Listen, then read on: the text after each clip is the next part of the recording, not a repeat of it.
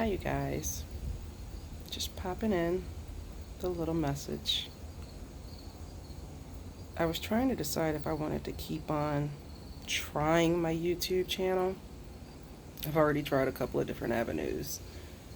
Um, and trying to figure out spiritually where I belong and what's my goal in life. I know I'm a healer. I know I'm here to help people. And in the way that my life has gone, it's only been assistance to others for the most part. So with my last video, before my last video, I decided to just come on here and share some things about me and my life and how my faith kicked in and how I was led spiritually and how I make my decisions. Um, Starting out, I was adopted. I was adopted into a family um, that is my family. It's my family. Um, I was born to what we would call, and I hate saying a white lady, Caucasian, whatever you want to say, who could only tell me that my father was just the choice of between two different black guys. That's just what I found out after I was able to communicate with her. The medical report that I was able to pull, because I was in social work for some years, so I was able to pull my adoptive records and my medical report from when I was beaten and abandoned. The medical records basically point out that the 16-year-old that would babysit me heard me crying in an abandoned building and rushed me to the hospital. I had a cracked skull. I was approximately maybe 3 or 4 months old. The medical reports state that the mother, or biological mother, and her boyfriend would tie me up, gag me, hit me over the head with hard book covers, things like that. I don't remember this, but I did talk on reincarnation, and we live many different lifetimes, many different lessons. When I was little, I don't think it ever really bugged me about being beaten and abandoned. I don't think it ever really. What bugged me the most was being adopted into a black family and having white people not accept me because I wasn't white, and having black people make fun of me or pick on me or talk about my mom being black and why are you so white. On my mom's side of the family, I had a cousin that's probably about 4 years under me, whose father taught him about, the Caucasians. The Caucasians. They came from the Caucasus Mountains, and I am not black enough to be accepted. And so I got called hunky. I got called I got made fun of. I'm not your blood. I don't fit in this family. That kind of sat with me for a while. For a while, over my life, I learned to adopt the whole whatever. It is what it is. And then when I got older, there was a movie that came out with a guy that I'm pretty sure is part of the Dark Cabal, but in this movie, he said, let things flow forward as they may. Well, I'll be damned if I don't agree with that. That resonated. Let things flow forward as they may. As I started to question spiritually and get quiet within myself, I understood why I went through what I went through, because we all have a form of suffering that we have to pay back, or we had to pay back. We're at the end of that now. That's over with. But the people that are being born right now, in my generation, whatever, we all agreed to come back and pay back a karmic debt. So basically, once the first murder was committed, we all had to kill and be killed. Once the first rape was committed in each lifetime, or in a lifetime. We all had to choose a lifetime where we were raped, or the rape, or playing the person that was doing the raping. No matter what situation it is, we all had to play a certain part of suffering in order for our souls to get a bigger lesson. Um,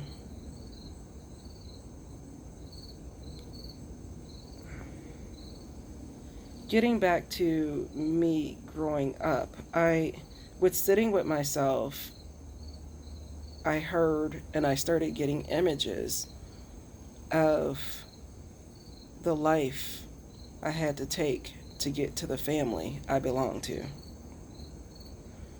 My adoptive mother, my mom, couldn't have kids, or she did, or she was pregnant a couple of times, but couldn't come to terms, couldn't carry them to terms.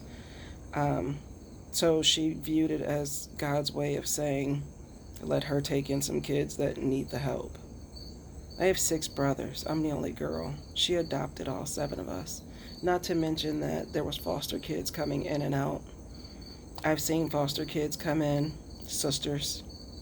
They were stripped from their mother because the mother would go to work, or from the story that I remember, and the father would beat them. Somehow our system gave those kids back to that mother. And we went to the baby's funeral. The father had beat the baby in the head until he cracked the skull and killed that baby. I was introduced to a lot at a young age. I ended up getting married when I was 16. I've been married now for 28 years now, but I got married at 16. Life has pushed me in different ways that I think that it was to help me understand more, grow more, and I was thrown in positions where I could actually help others. So I ended up in social work. I was a social worker for probably about 16 years. I'm a I'm a pharmacy technician. I fought against that. Once I figured out a lot of different medicines and things that they did, I started cross-referencing them with herbs and natural medicines and the homeopathic way. I was an office manager for an oncologist slash IM. I ran his lab for him. I gave out all his B12 shots. I've worked in the insurance industry, as well as the medical field, social work. And it just all seems like a scheme. Make you sick, keep you sick, get paid off you being sick, and then we'll make more money when you die. When we're so much more than that. We're so much more than that. We are connected. We are pieces of God. God lives within. God is all. God is a part of us. We are a part of God. Source, whatever you want to call it. So, don't be so quick to throw yourself into victimhood and turn into woe was me. Because what you went through designed you. It made you stronger. And we're coming to a point where all of the lives that you went through will start to come together. And you'll remember it all. It's coming to a point where the Bible would say heaven on earth. We're getting there. We're getting there. So I guess bringing it all together, what I would say, and I don't like to make real long videos because I almost can't stand it when I watch a video and it takes forever.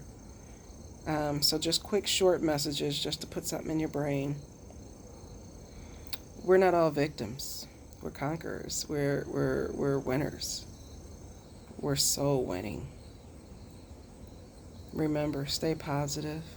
Currently, right now, you're at a state where if you stay positive, you can create your reality. When I said that your soul is bigger than anything, your soul is bigger than anything.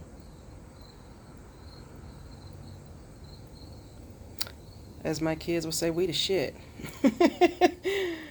Not to get cocky with it. Make sure you check your ego self, because I'm humble. But in one way or another, eventually my goal will be to help. And I already have dreams of how that's going to look. But with part of me still being in 3D or the third dimension, I know right now it takes money to do what I want to do. And until that can happen, my faith is in trusting that God will lead me to whatever it is He wants me to do. But right now, hopefully, I can just inspire a couple. So, you guys stay strong. Keep your faith strong. Don't let what goes on around you deter you or determine your outcome. You determine your outcome. You determine it. You can heal yourself. My mom went through 2 bouts of cancer. A lot of herbal stuff that I threw at her. Everything from neem oil to heal up different things, all the way. I mean, she was taking manuka honey. I had her on marshmallow root for her stomach. You name it. My mom is a survivor. So, remember, don't let anybody shake your faith. Don't let anybody shake your faith. Don't let any situation shake your faith.